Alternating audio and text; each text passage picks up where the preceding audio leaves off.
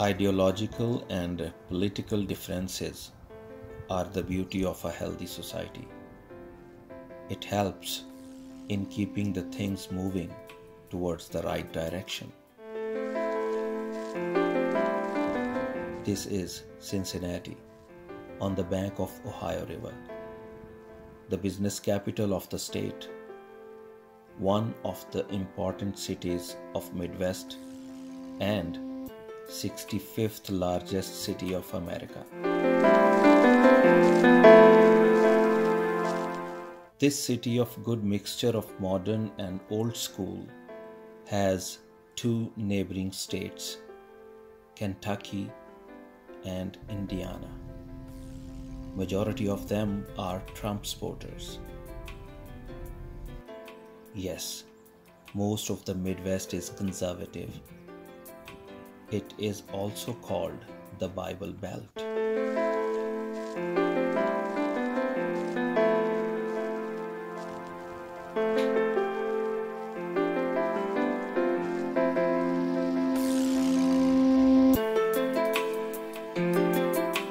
Today, we are going to meet a truck driver who is not a Trump supporter. Let's listen to his reasoning.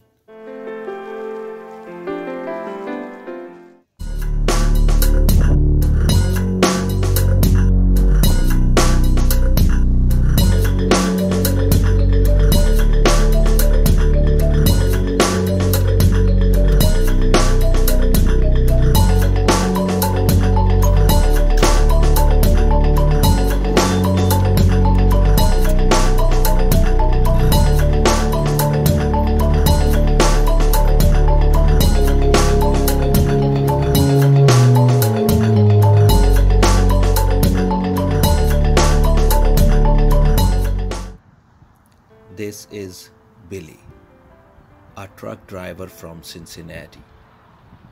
Around 4 decades in this business, he never supported Trump and his policies.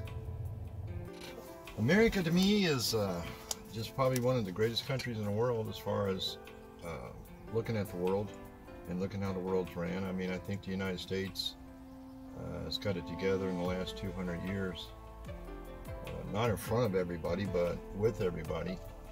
I think that since we're filled with people from every other country. How do you see the contribution of the people from all over the world who come here and work and do something good for America? I mean, that is what makes America great. It's not our president, it's not our Congress. It starts with our Constitution. Our Constitution guarantees certain freedoms and that diversity of thought from all these different cultures. There's nothing that is original here in America.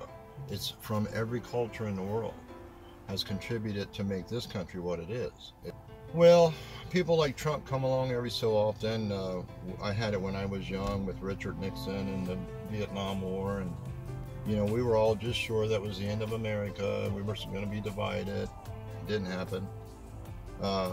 Trump came along at the right time when people were already across the world in the mood to start demonizing foreigners. If you could demonize foreigners, then we have a new enemy, and you could turn us against each other just very easy. Politicians do that. They do it to turn us against each other and keep us divided, because they know we're stronger when we're, you know, if you come to this country and you're an American, everybody wants to identify as a particular kind of American, or Eastern American, or Pakistan, or India, or black, or red, and when you start defining people, we go back to being tribal again.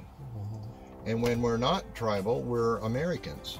And some of us vote Democrat, some of us vote Republican. And it's always been traditional that way. And this Trump thing that came along, he just had a lot of bad ideals. He was a con man before he was ever president, and he remained a con man once he became president. So I just didn't want to fall for his con. Do you think his 5 years damaged American society a lot? And what are the damages you see? Well, I don't think Trump's the original. I think he did damage the country, and I think that Brexit damaged the world. I think that, you know, this whole ideal that people need to divide up and become more about their own country, it's not going to work in a world economy. It just doesn't work.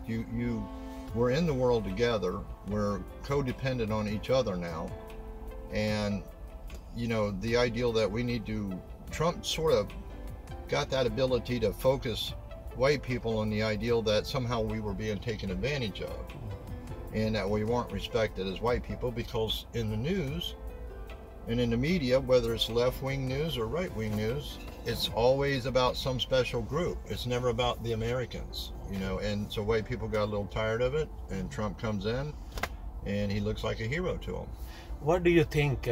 Should we indulge religion in a state affair? No, I mean, even our Bible tells us, render unto Caesar what belongs to Caesar, and render unto God what belongs to God. I think there's principles that everybody's religion brings to it, usually good things. You know, you don't want to hurt people, you want to love people.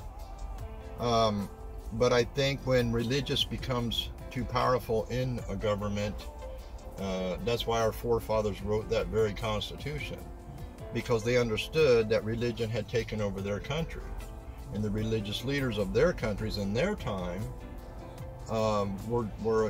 they called it the Dark Ages. They knew that that was just a really bad time, so they wanted a constitution that reflected that, yes, we protect your right to your religion, but your religion does not run my country.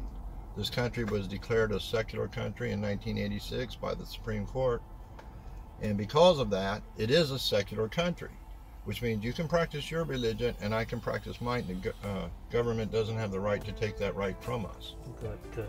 And what about Biden? Biden's like an old Joe guy that he's a good man. I mean, I think he means well and everything. I think that the thing that's going to be liked most about Joe Biden is the fact that you don't have to wake up every day and be super involved in your politics. Americans don't like to be involved. They don't want to be involved. Excuse me. They want to ignore, they want to elect somebody and then go about their business. Trump made that impossible because he was always tweeting or causing some kind of issue that was, I have to be in the news and I have to have my, you know, my words. Well, Biden's a little bit different. He's kind of trying to just get the country back together and to go back to normal. And normal for America is not to be involved in politics.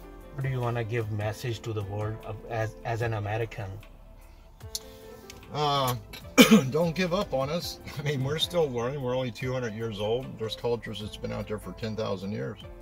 And I feel like America in the past 200 years has done a lot to bring the world into a place where starvation is no longer a thing unless it's being used as a weapon. We got GMOs, that genetic modified food that will grow in any part of the world. We have contributed to communication, to wealth, to people being able to come to the middle class. I think we're a good light in the world, and I think that, you know, we're just like every country out there. We have problems and we're growing and we're learning.